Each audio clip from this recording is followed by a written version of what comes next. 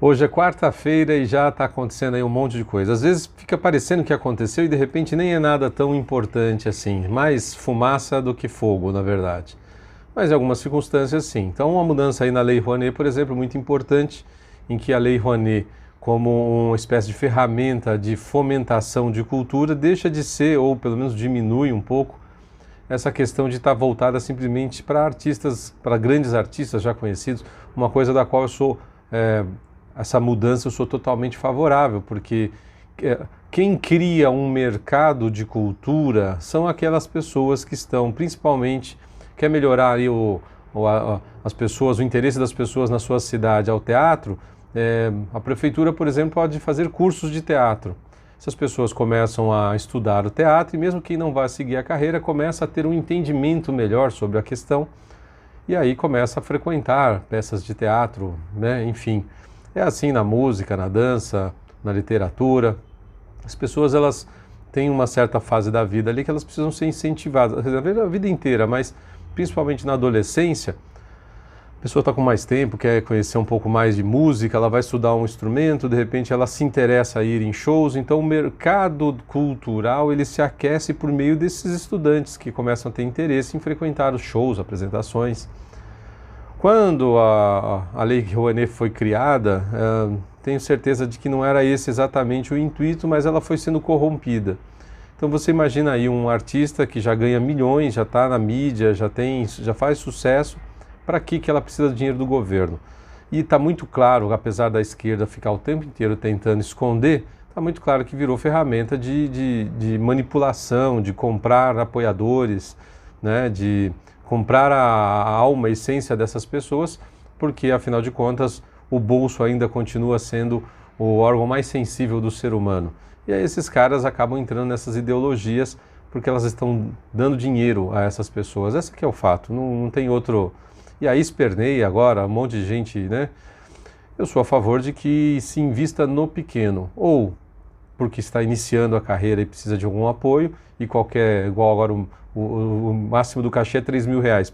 Pergunta para um músico aí, se ele conseguisse projetos durante o ano para ganhar R$ 3.000 por mês para fazer um projeto lá de 1 ou 2 apresentações, o que ele acharia?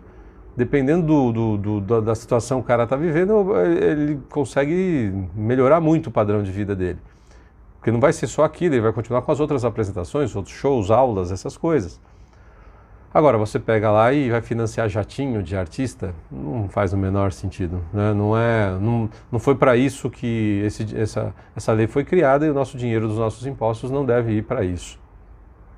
Então você fica aí muito atento com relação ao discurso da esquerda, que eles vão espernear, já estão esperneando, dizendo tentando encontrar motivo, que existe uma paranoia da direita. A maior artimanha do diabo é não se fazer presente, é te convencer de que ele não existe. E o esforço que a esquerda faz para fingir que não está ideologizando, que não está doutrinando, abduzindo a cabeça das pessoas, o esforço deles é tremendo quanto a isso. É quase tão grande quanto o próprio esforço em si de fazer a coisa. Ele passou do ponto mesmo, isso é o fato, não tem o que dizer. Existe um limite aí para todas as coisas, muito difíceis de serem estabelecidos. Esses limites são muito difíceis. Eu defendo sempre a liberdade de expressão, né? Agora, o nazismo foi terrível, mas, por exemplo, o comunismo matou mais do que o nazismo e ninguém proibiu o comunismo em lugar nenhum. Então, o comunismo deveria ser proibido também, assim como o socialismo é a droga de entrada para essa porcaria toda, né? Mas aí você começa a entrar numa onda de proibição que permitir o debate seria o ideal, mas também estão tentando proibir o debate desde que ele se ele não for favorável a determinados grupos de esquerda, os caras querem proibir o debate. Então a luta aí não é fácil mesmo, é muito difícil e o cancelamento ele é meio que um linchamento virtual, né? Então as pessoas, os haters aí que precisam odiar alguma coisa, ficam tentando encontrar desculpas aí para jogar seu ódio. Não quer seguir o cara, não segue, acabou. Não precisa essa balbúrdia toda, né? Nem gosto do canal, já vou avisando, não sou seguidor, não é da minha praia ficar seguindo esses caras. Mas eu defendo o direito deles de falar as besteiras que eles querem. Passou do ponto dessa vez, o máximo que deveria acontecer é você exercer o seu direito aí de não segui-lo. Mas não, né, querem criminalizar até o que não está criminalizado. Não existe crime de opinião no Brasil e o Daniel Silveira foi preso simplesmente por dizer o que pensava e ainda tendo a prerrogativa do foro privilegiado. Você imagina se não tivesse. E aí, concluindo a questão com o cancelamento, é um assunto que a gente deve pensar, não sei porque as pessoas precisam odiar tanto. Eu sempre tenho dito aqui que a gente tem um esforço contrário, as pessoas tentam vender uma imagem de que a gente está construindo a casa de cima para baixo, ao contrário. É um mundo de selvageria, um mundo de maldade em que a gente está tentando construir o bem. Então o cancelamento não deixa de ser mais uma manifestação desse ódio desnecessário. Não quer seguir o cara, não segue mais, acabou, para de seguir. Tem empresas aí que, por exemplo, têm feito coisas das quais não me interessam mais consumir o produto deles. É simples, eu não preciso nem ficar aqui falando as marcas. Não tenho interesse de comprar produtos das empresas que perseguiram o Maurício de Souza, o jogador de vôlei que foi cancelado, simplesmente porque deu uma opinião muito leve, assim, vai vendo, não é bem assim. Então, assim, esse ódio todo, na verdade, é fomentado pela esquerda e pela parte aí do MBL também, que diz que existe uma energia no ódio. Pelo amor de Deus, esses moleques aí não estão com nada. Então, veja bem, pense com cuidado. Difícil é você receber coisas ruins nesse mundo e devolver o bem. Esse é o desafio, não o contrário. Sair vomitando porcaria aí qualquer um faz. Odiar o mundo, tá cheio de gente odiando o mundo, ninguém precisa de ajuda para isso. Então, não concordo com o rapaz.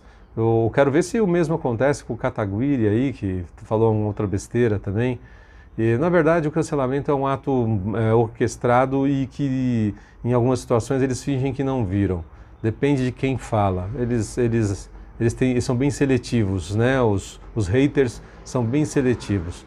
Se for da esquerda, ele já releva, finge que não viu, né?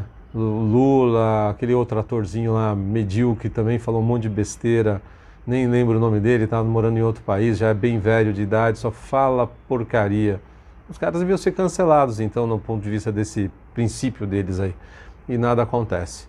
Precisamos ficar atentos, nos unirmos, pessoas de bem precisam se unir em combate a essas baboseiras todas. E falar de coisas boas, já que a tentativa do canal nem sempre eu consigo, às vezes eu tenho que tocar em assuntos delicados. Se você gostou desses vídeos, acompanhe os outros vídeos no canal, são vídeos atemporais, a maioria não tem, é um tema mais de ideias, então você pode assistir a qualquer momento, indique para seus amigos, parentes, ajude a aumentar a relevância do debate desses assuntos e obrigado pela sua atenção.